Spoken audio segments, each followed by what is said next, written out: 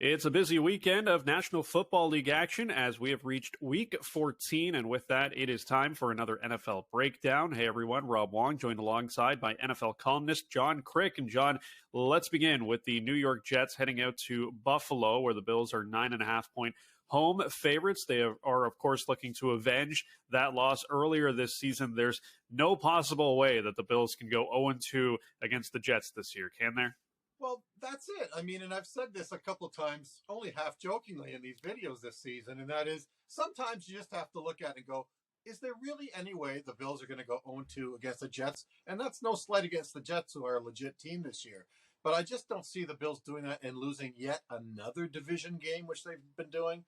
So you put those things together and you can actually come up with a pile of all the other justifications, which are worthy. But for me, it starts and ends there. I don't see the Bills going 0-2 against the Jets this year. The Bills are too good. They're the number one seed in the AFC. I expect them to play like that on Sunday at home.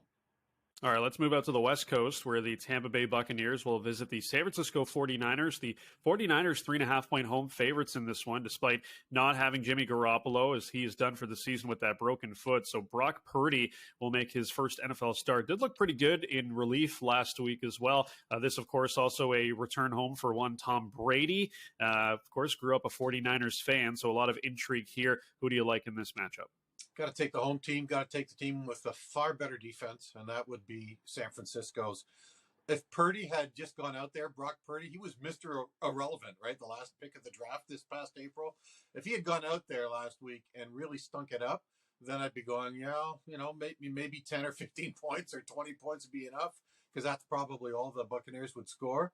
But I don't know. I don't see them keeping up. And how about Tom Brady not keeping up with the rookie last round draft pick? I believe that it'll be that bad for the Buccaneers offense. I mean, they only did anything against on Monday night, just against New Orleans in the last half of the last quarter. I don't expect them to have even that much production this week. So if they can get 14, San Francisco with this new quarterback, 17 points even, that ought to be enough to beat the Buccaneers, unless they have finally really sprung out of the funk that they've been in all season. I don't expect them to do that against the best defense in the league. Okay, let's wrap things up with one of the stranger lines of the week, and the Detroit Lions are 2.5-point home favorites against the Minnesota Vikings, who are 10-2. The Lions are 5-7.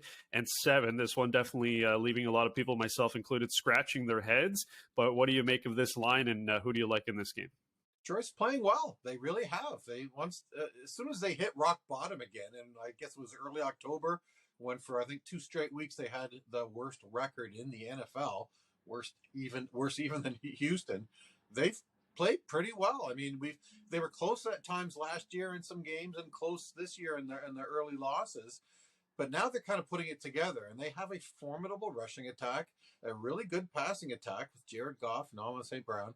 I don't see if there's any reason why Detroit not only will stay in it, but win it. And the game is at home, and Detroit is the only team in the NFC North these past 2-3 years, even before Dan Campbell became head coach, that has played the Vikings close every time. If you recall, last year, there were games against the Vikings when Aaron Rodgers stunk it up and they got blown out.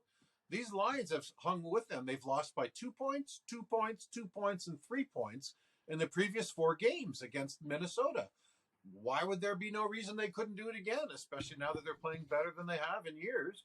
And now if they win this game, they'll improve to 6-7. Hey, they can maybe even smell a wild card berth if they keep performing like this. So I'd take Detroit. Now, usually when we take Detroit, it's bad news, and they go ahead and lose anytime anybody expects them to win. But this time, I think we'll give them the benefit of the doubt. I think they'll beat the Vikes.